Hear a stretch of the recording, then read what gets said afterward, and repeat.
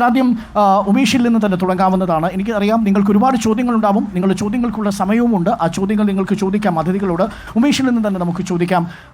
ഉമേഷ്, നോക്കൂ, ലഹരിയും ക്രൈമും തമ്മിലുള്ള കണക്ഷൻ എന്നുള്ളത് നമ്മളെ ഞെട്ടിക്കുന്നതാണ്. അതുകൊണ്ടാണ് ഞങ്ങൾ ഇങ്ങനൊരു ടൈറ്റിൽ ഇട്ടിരിക്കുന്നത്, ലഹരിയും വേണ്ട ലഹളയും വേണ്ട എന്നുള്ളതാണ്.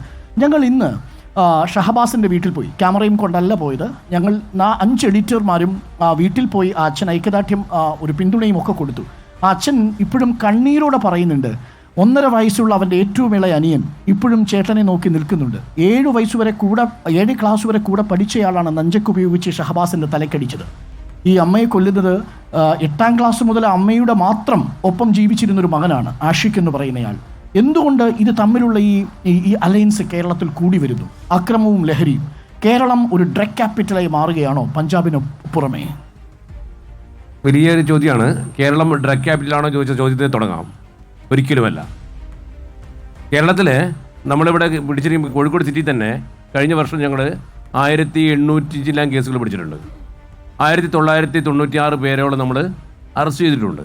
അതിനർത്ഥം ഇവിടെ ഏറ്റവും കൂടുതൽ ഡ്രഗ് വിൽക്കുന്നു എന്നുള്ളതല്ല, നമ്മൾ ഏറ്റവും കൂടുതൽ ഡിറ്റക്ഷൻ നടത്തുന്നു, അതിന് എൻഫോഴ്സ്മെൻറ്റ് നമ്മൾ സ്ട്രോങ് ആണ്. പക്ഷേ രാജ്യത്തുടനീളം ഡ്രഗിൻ്റെ വ്യാപനം കൂടിയിട്ടുണ്ട്. അതിൻ്റെ തുടർച്ചയെന്ന് വേണം. കേരളത്തിലും ഡ്രഗിൻ്റെ കൂടെ ഉണ്ട്. പിന്നെ അതുമാത്രം യൂത്ത് ഇപ്പോൾ 4 ആൾക്കാർ കൂടിക്കഴിഞ്ഞാൽ ഇതുവരെ അവരുടെ ഒരു ഫാഷനായി മാറുകയാണ്. 2-4 പെഗ്ഗടിക്കാത്ത ആണല്ല, അല്ലെങ്കിൽ ഇപ്പം പെൺകുട്ടികൾ പറഞ്ഞ് പെഗ്ഗടിക്കാത്തവർ പെണ്ണല്ല എന്ന രീതിയിലേക്ക് അത് വരുന്നു. ഈ രാസലഹരി നമുക്ക് ഏറ്റവും കൂടുതൽ വരികയാണ്. ഒരു 15 വർഷം മുമ്പേ ഞങ്ങൾ ലഹരിക്കെതിരെ വലിയൊരു ക്യാമ്പയിൻ ഞങ്ങൾ തുടങ്ങിയിരുന്നു കോഴിക്കോട് സിറ്റി പോലീസിൻ്റെ ഭാഗമായിട്ട്. അന്ന് ഞങ്ങൾ കണ്ട ലഹരി ചെരുപ്പിനൊട്ടിക്കുന്ന പശയോ ചെരുപ്പിനൊട്ടിക്കുന്ന പശയുണ്ട്. അപ്പോൾ അതേപോലെ തന്നെ നമുക്ക് വൈറ്റ്നർ, അങ്ങനത്തെ സാധനങ്ങളായിരുന്നു കുട്ടികൾ ഉപയോഗിച്ചിരുന്നത്. മാക്സിമം കഞ്ചാവ്. അപ്പോൾ ഞങ്ങളൊക്കെ അന്ന് ചിന്തിച്ചത്, ഇവരൊന്നും MDMA പോലെയുള്ള സാധനത്തിലും വരില്ല, കാരണം അത് എക്സ്പെൻസീവാണ്. പക്ഷെ ഒരു 10-15 വർഷം കഴിയുമ്പോൾ ഇന്ന് എല്ലാവരുടെ കയ്യിലും MDMA എത്തുന്ന രീതിക്ക് എത്തുന്നു. കുട്ടികൾക്ക് സാമ്പത്തികം പ്രശ്നമല്ലാതെ ആയിരിക്കുന്നു. ഇനി സാമ്പത്തികം പ്രശ്നമാണെങ്കിൽ അതിന് സമ്പത്ത് ഉണ്ടാക്കാൻ വേണ്ടി വഴികൾ അവർ ഇതിലൂടെ തന്നെ കണ്ടെത്തുന്നു. പല തരത്തിലുള്ള നമുക്ക് ഞെട്ടിക്കുന്ന കണക്കുകളാണ്. ഓരോ കഥകൾ പിന്നാമ്പുറം പോകുമ്പോൾ നമുക്ക് ഓരോ കുഞ്ഞും ഒരു ജീവിതമാണ്. അപ്പോൾ ആ ജീവിതത്തിൽ കാണുന്ന അവരുടെ ഡിമാൻഡ് വർദ്ധിച്ചുകൊണ്ടിരിക്കുകയാണ്. എക്കണോമിക്സ് തിയറി പറയും പോലെ ഡിമാൻഡ് ഉണ്ടോ സപ്ലൈ ഉണ്ടാവും. ഇപ്പോൾ ഡിമാൻഡ് കട്ട് ചെയ്യേണ്ട ഇതാണ് നമുക്ക് ഏറ്റവും കൂടുതലുള്ളത്. നമ്മുടെ സോഴ്സിൽ ഡിമാൻഡുകൾ കട്ട് ചെയ്യുക, അതോടൊപ്പം തന്നെ വിപണനം നിർത്തുക. വിപണനം നിർത്താൻ വേണ്ടിയുള്ള സ്ട്രോങ് ആക്ഷൻ പോലീസിൻ്റെയും എക്സൈസിൻ്റെയും ഭാഗത്തൊക്കെ ഉണ്ട്.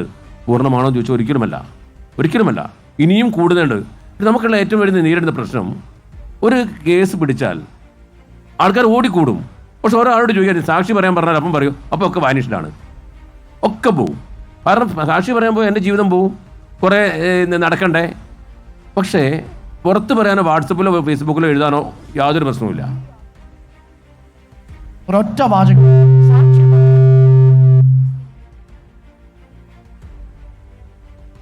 ഉത്തരവാദിത്വമാണ്.